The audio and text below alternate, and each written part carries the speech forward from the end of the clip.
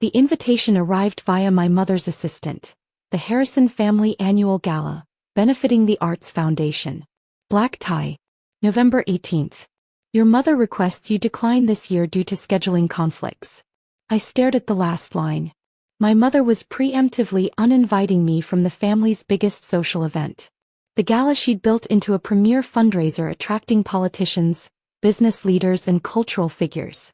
The event she used to showcase our family's prominence. The event where I would be an embarrassment.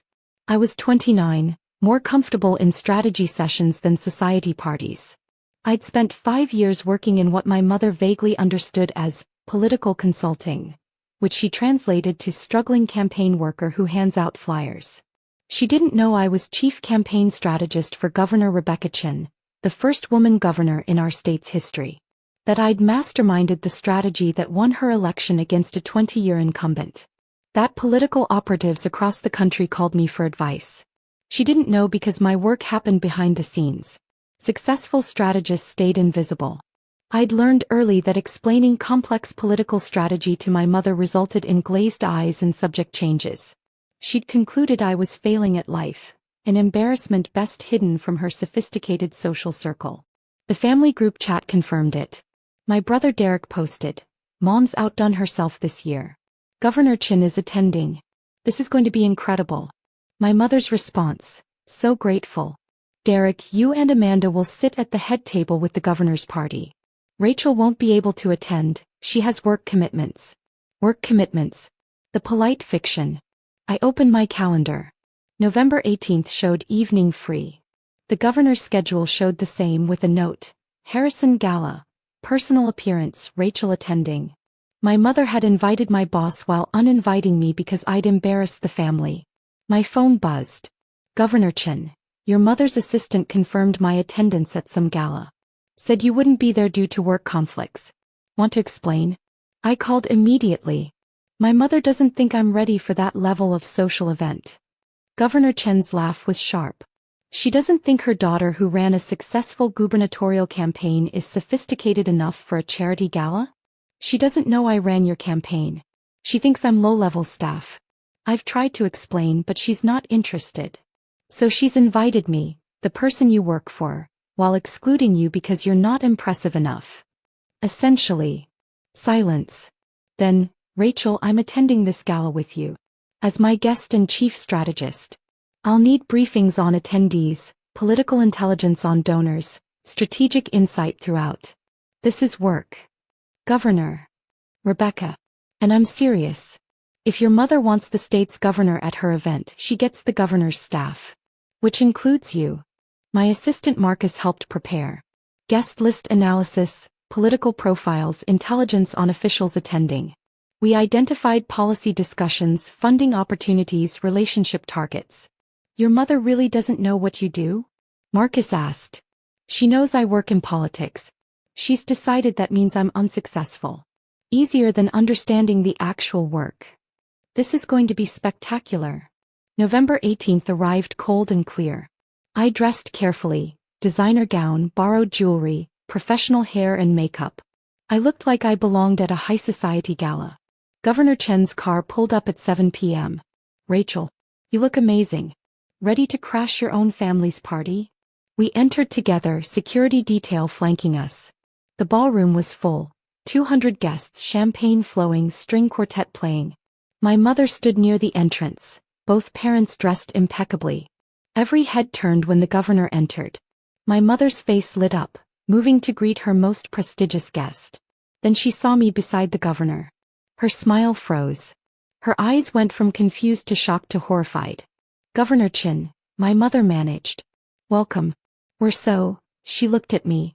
"Rachel, what are you doing here?" "I thought we discussed." "Mrs. Harrison," Governor Chin interrupted smoothly. "Thank you for the invitation.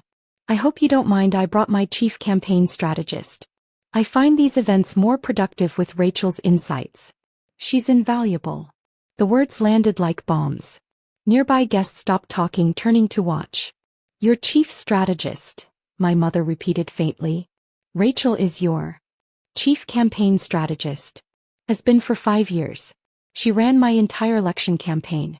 Brilliant work." The governor's smile was warm, eyes steel. You must be so proud. My mother's mouth opened and closed. My father had gone pale. Guests were murmuring, putting pieces together. Derek appeared with his wife Amanda. Rachel? What? Mom said you had work. I do have work, I said calmly. The governor requested I attend for strategic support. Derek, Amanda, this is Governor Chin. Senator Williams approached, face lighting up. Rachel Harrison. I didn't know you'd be here. Governor, have you stolen her for another campaign yet? She's mine for now, Governor Chin laughed. But everyone wants Rachel. Best strategist in the state. Senator Williams turned to my parents. You must hear this constantly. Your daughter's reputation is extraordinary. Her campaign is being studied in universities as a masterclass. My mother's face flushed. More guests gathered, drawn by the governor and senator. All hearing that the woman of the evening was the family's excluded daughter. My mother's friend Patricia approached, confused. Rachel's here? Caroline, you said she was too busy. That her work schedule didn't allow. There was a misunderstanding, my mother said, strained. What kind? You told half the guests Rachel couldn't make it because she was working some entry-level job. Governor Chen's eyebrows rose. Senator Williams looked shocked. I think, the governor said, there's been quite a significant misunderstanding about Rachel's career. Perhaps we should move into the ballroom. As we moved, I heard whispers exploding behind us. The social catastrophe unfolding in real time. The evening proceeded with excruciating awkwardness. I stayed beside Governor Chin, providing strategic support. We identified key donors, discussed policy initiatives, built relationships with business leaders. I was working while my mother watched her social triumph crumble. Guests approached constantly, not just to meet the governor but to understand what had happened. Why was Rachel Harrison, the chief strategist everyone had heard about, here when the host said she couldn't attend? My mother's explanation was overheard by dozens. I didn't realize Rachel's position was so significant. She never explained it clearly. You didn't ask, someone whispered. That's different. The formal program began. My mother gave opening remarks, thanked guests, introduced distinguished attendees. When she reached Governor Chin, she stumbled. We're honored to have Governor Chin tonight along with her chief strategist. Her voice cracked. My daughter, Rachel Harrison. The applause was enthusiastic, but underneath were continued whispers. This was the story of the evening, not fundraising totals but family drama. A daughter excluded for not being impressive enough, who turned out more accomplished than anyone realized. During dinner, I sat at the governor's table with political figures and major donors. My parents sat opposite, positioned to see me throughout. My mother barely touched her food, watching me consult with the governor, laugh with the senator, discuss policy with representatives. Derek approached during dessert, expression caught between shame and confusion. Rachel, you've been running the governor's campaigns? For 5 years. Yes. And we didn't know because no one asked. When I tried to explain, you assumed it wasn't important. Mom decided I was an embarrassment and you all went along with it. She told everyone you were working entry-level jobs. That you couldn't handle sophisticated social situations. I know what she told everyone. And none of you questioned it. He looked stricken. I'm sorry. Mom specifically uninvited you because she thought you'd embarrass us. I know. And you showed up anyway with the governor. The governor requested my attendance. I work for her. When she asks me to attend events, I attend.